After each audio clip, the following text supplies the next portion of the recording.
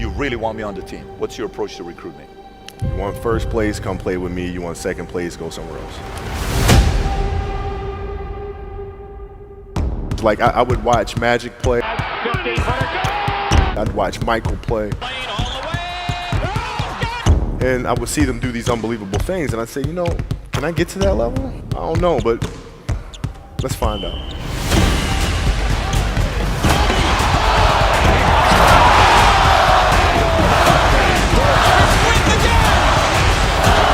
That's why he's the best player in the game. Everything was done to try to learn how to become a better basketball player. Everything. And so when you have that point of view, then literally the world becomes your library to help you to become better at your craft. So because you know what you want, the world's giving you exactly the information you need to become better at it. Because you know what you're looking for. So many guys tell stories about your work ethic. Yeah. What was really your work ethic like, and for how long did you stay disciplined? Well, I mean, every day. I mean, since 20 years. I mean, it was an everyday process, and trying to figure out strengths and weaknesses. For example, jumping ability. Man, my vertical was a 40, it wasn't a 46 or a 45. My hands are big, but they're not massive. Right? So you got to figure out ways to strengthen them so your hands are strong enough to be able to palm a ball and do the things that you need to do. Quickness, I was quick, but not insanely quick. I was fast, but not ridiculously fast. Right? So I had to rely on skill a lot more. I had to rely on angles a lot more. I had to study the game a lot more. And but I enjoyed it though. So like from the time I can remember when I started watching the game, I studied the game, and it just never changed. It's a good separation for me, emotionally, to be able to put myself in a place where at practice or when I'm training or during games, I switch my mind to something else. I switch my mode into something else, right? For me, it's the equivalent of Maximus, Decimus, Meridius, and Gladiator picking up the dirt, smelling the dirt. It's go time, right? So that was my mental switch. It was like an actor getting ready for a film. You got to put yourself in that cage. When you're in that cage, you are that character. And then when you leave there, it's something completely different. But when I'm in that cage, bro, don't touch me, don't talk to me. Just leave me alone. How did you get mentally and emotionally so strong where it doesn't bother you? Well, you got to look at the reality of the situation. Like for me, it's not, you kind of got to get over yourself. Like, it's not about you, man. Like, okay, you feel embarrassed. You're not that important. Like, get over yourself. That's where you go. Get over yourself, right? Like you're worried about how people may perceive you, and like you're walking around and it's embarrassing because you shot 5 air balls. Get over yourself. Right? And then after that, it's okay, well, why did those air balls happen? Got it. High school, year before, we played 35 games, max, right? Week in between, spaced out, plenty of time to rest. In the NBA, it's back to back to back to back to back to back to back. I didn't have the legs. So you look at the shot, every shot was online, but every shot was short. Right? I got to get stronger. I got to train differently. The weight training program that I'm doing, I got to tailor it for an 82-game season so that when the playoffs come around, my legs are stronger and that ball gets there. So I look at it with rationale and say, okay, well, the reason why I shot air balls is because my legs aren't there. I go, well, next year they'll be there. That was it. Done. Were there some names that you looked at and says, these 3 guys are as crazy as I am? At the time, I deal with what I've referred to as Goat Mountain. I went to Goat Mountain, and I talked to Magic, Michael, Bird, Hakeem Olajuwon, Jerry West, Oscar Robinson, Bill Russell.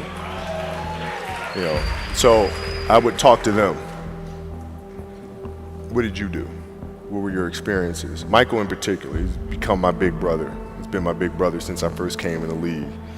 And what was that process like? So I went to them and started understanding the ins and outs of the game, and how they approach things and their level of detail and obsessiveness, and that's what I did.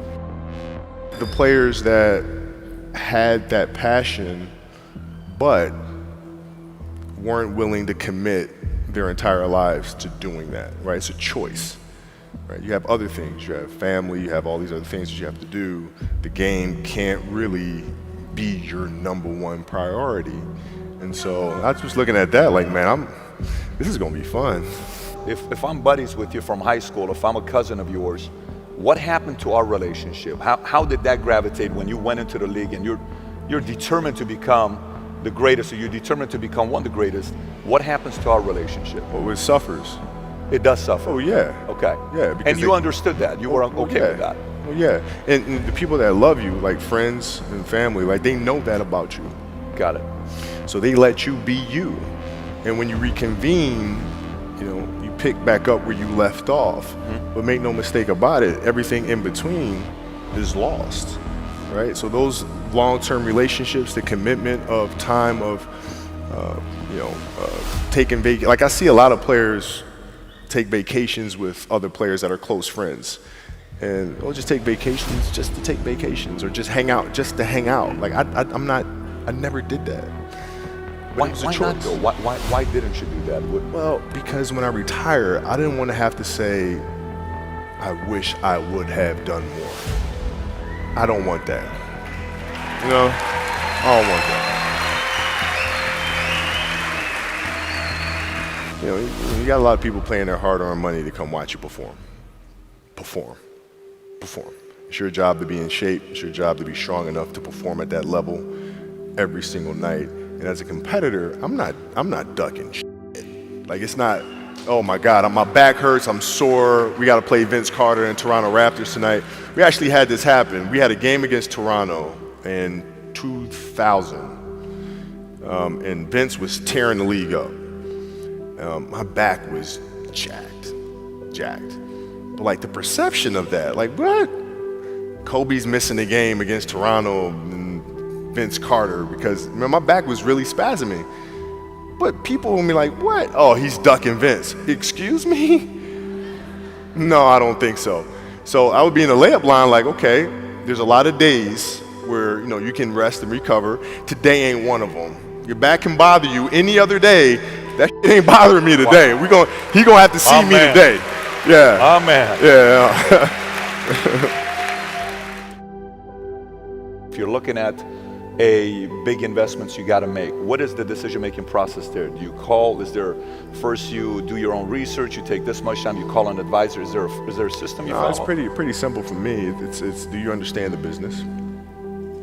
Is it a business that you can help in some form or fashion? What are the barriers of entry to that business? And then the entrepreneurs themselves, the company itself, right? Do they have a culture that you believe is sustainable? Are these leaders people that you believe in? Are they people that are obsessives? And in turn, have they created a culture of obsessiveness? So I tend to look at those 4 factors, and that's it. That's big right there, by the way. I don't know if you guys caught that right there. That's pretty massive right there. Same determination. What's your current work schedule look like today? It's different because I personally am not writing every word of the novels. I am not animating the films. What I have to do now is make sure that the people that we bring in, these obsessives that we bring in, are challenging themselves to do the best job that they think they can do. That's what I'm there for, is for them to constantly look in the mirror and self-assess and challenge themselves. If we have a project and you're saying, okay, I can do that, that's not the project we want. The projects that say, I don't know if I can animate that. I don't know how to write that story. I don't know how to do that. Those are the things we want, because through that curiosity, you'll reach a level that you didn't think was possible. And so running the studio, that's what I'm doing.